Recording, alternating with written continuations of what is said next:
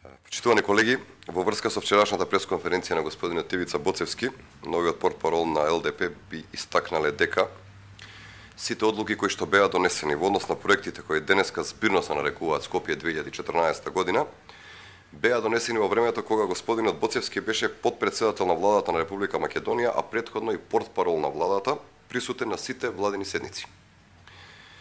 Боцевски ниту на седницата на влада, ниту во јавноста никогаш не искажа забелешка за овие проекти, туку беше напротив еден од најсилните поддржувачи кои неуморно ги бранеа проектите од визуализацијата за Скопје 2014.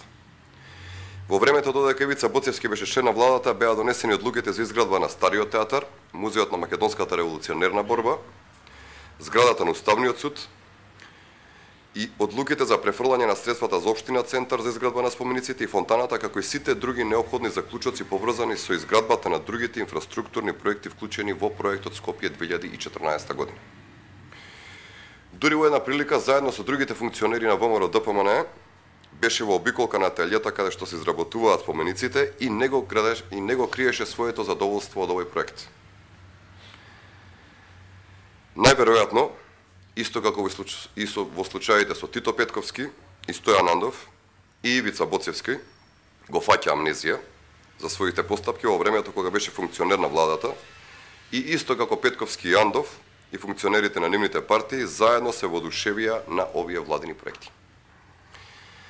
Во однос на европските интеграции на Република Македонија, на господинот Боцевски му е извонредно јасно дека владата ги исполни сите неопходни критериуми и услови кои беа поставени, што пак е потврдено со последниот позитивен извештај на Европската комисија.